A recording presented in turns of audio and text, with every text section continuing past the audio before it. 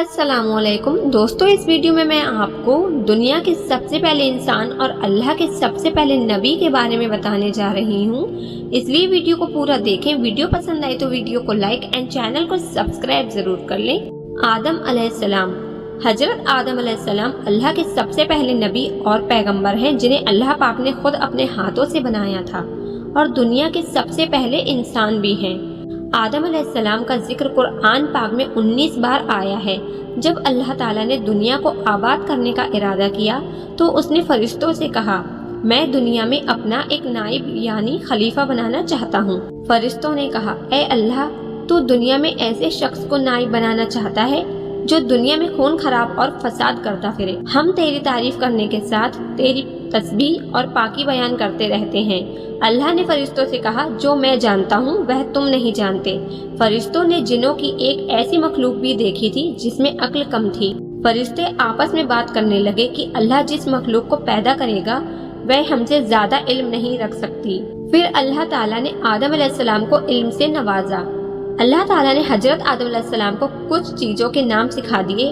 پھر آدم علیہ السلام کو فرشتوں کے سامنے پیش کیا اور فرشتوں سے فرمایا، اگر تم سچے ہو تو مجھے ان کے نام بتاؤ۔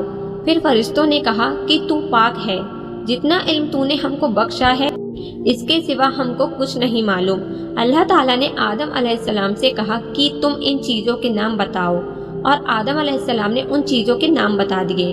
پھر اللہ تعالیٰ نے فرشتوں کو حکم دیا کہ تم آدم علیہ السلام کو سجدہ کرو، تو وہ سب سجدے میں گر پڑے، مگر شیطان نے سجدہ نہیں کیا۔ اللہ تعالیٰ نے فرمایا کہ تو نے سجدہ کیوں نہیں کیا؟ تو شیطان نے گھمنڈ اور تکبر سے کہا، میں سجدہ نہیں کروں گا کیونکہ میں اس انسان سے بہتر ہوں۔ تو نے اسے مٹی سے بنایا ہے اور مجھے آگ سے بنایا ہے، اس لیے میں سجدہ نہیں کر سکتا۔ اللہ نے شیطان سے کہا، تو یہاں سے نکل جا اور قیامت تک تجھ پر لعنت برسے گی۔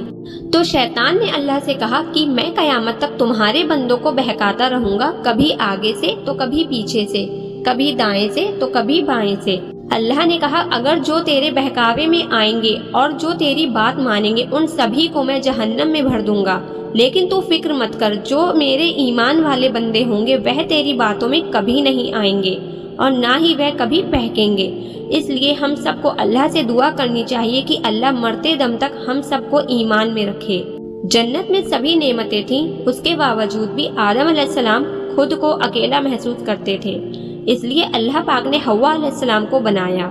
اللہ تعالیٰ نے حضرت آدم علیہ السلام سے کہا کہ تم اور تمہاری بیوی جنت میں رہو اور جہاں سے چاہو کھاؤ پیو، مگر ایک خاص درخت کے متعلق حضرت آدم علیہ السلام کو منع کر دیا کہ اس کے قریب بھی نہ جانا، ورنہ تم بھی ظالموں میں سے ہو جاؤ گے۔ اس طرح اللہ تعالیٰ نے حضرت آدم علیہ السلام کا امتحان لیا کہ دیکھیں یہ میرا کہنا مانتے ہیں یا بھول جاتے ہیں۔ شیطان جو پہلے سے ہی حضرت آدم علیہ السلام سے ناراض تھا کہ ان کی وجہ سے وہ اللہ تعالیٰ کے دربار سے نکلا اور خدا تعالیٰ کی لعنت اس پر ہوئی، اور اس نے قسم کھائی تھی، میں حضرت آدم علیہ السلام اور ان کی اولاد کو قیامت تک بہکاتا رہوں گا کہ اللہ تعالیٰ کا کہنا نہ مانے اور خوب برائیاں پھیلائیں۔ وہ حضرت آدم علیہ السلام اور ان کی بیوی حضرت حوا علیہ السلام کو برابر بہکاتا رہا کہ اس درخت کا پھل تم ضرور کھاؤ، اس کے کھانے سے تم فرشتہ بن جاؤ گے، جنت میں سے کبھی نہ نکلو گے۔ آخر ایک دن حضرت آدم علیہ السلام اور ان کی بیوی حضرت حوا بھول سے شیطان کے بہکاوے میں آ گئے اور درخت کا پھل کھا لیا۔ پھل کھاتے ہی دونوں کے ستر کھل گئے اور جنت کا لباس ان کے بدن سے غائب ہو گیا اور وہ جنت کے پتوں سے اپنے بدن کو چھپانے لگے۔ اللہ تعالیٰ نے حضرت آدم علیہ السلام سے کہا کہ میں نے کہہ دیا تھا کہ اس درخت کے پاس بھی نہ جانا اور شیطان کے کہنے میں نہ آنا، وہ تمہارا دشمن ہے، تم اس کے کہنے میں آ گئے، اب تم اور حوا جنت سے چلے جاؤ اور دنیا میں جا کر رہو۔ حضرت آدم علیہ السلام کو جنت سے نکلنے اور شیطان کے بہکائے میں آنے کا بہت دکھ ہوا اور بہت عرصہ تک اللہ تعالیٰ سے معافی مانگتے رہے اور روتے رہے کہ اللہ تعالیٰ مجھے معاف کر دے، بے شک اللہ تعالیٰ معاف کرنے والا ہے۔ آخر اللہ تعالیٰ کو رحم آیا اور حضرت آدم علیہ السلام کو یہ دعا سکھائی کہ اے ہمارے رب، ہم نے اپنے اوپر ظلم کیا اور تو ہم پر رحم نہیں کرے گا تو ہم بڑا نقصان اٹھانے والوں میں سے ہو جائیں گے۔ تو حضرت آدم علیہ السلام نے یہ دعا بہت گڑ گڑا کر مانگی، اور اللہ تعالیٰ تو بہت رحم کرنے والے ہیں، جب کوئی بندہ گناہ کر لیتا ہے اور سچے دل سے توبہ کر لیتا ہے کہ اے اللہ یہ گناہ تو مجھ سے غلطی سے ہو گیا، آئندہ ایسا نہ کروں گا، تو وہ معاف کر دیتے ہیں۔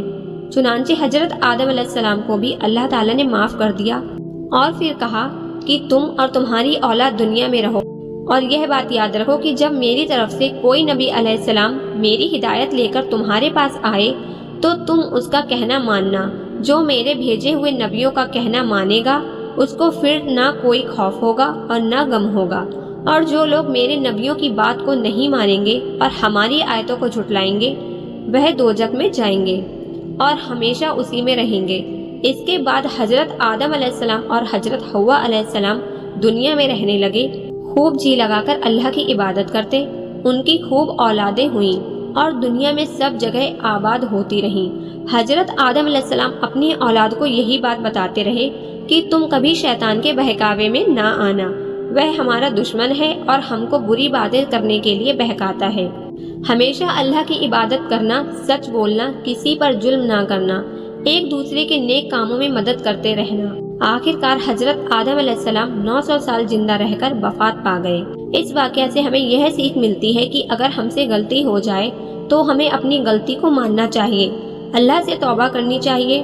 شیطان نے غلطی کی تو توبہ کرنے کی جگہ گھمنڈ اور تکبر کیا، اور آدم علیہ السلام سے غلطی ہوئی تو انہوں نے اللہ سے توبہ کی۔ اللہ پاک نے آدم علیہ السلام کی توبہ کو قبول کیا اور انہیں معاف کر دیا۔ آدم علیہ السلام کی سنت یہ ہے کہ جب انسان سے غلطی ہو جائے تو اس کو اللہ سے توبہ کرنی چاہیے اور معافی مانگنی چاہیے۔ بے شک اللہ معاف کرنے والا اور بہت مہربان ہے۔ دوستو اگر ویڈیو پسند آئی ہو تو پلیز ویڈیو کو لائک اینڈ چینل کو سبسکرائب ضرور کر لیں، اینڈ تھینکس فار واچنگ۔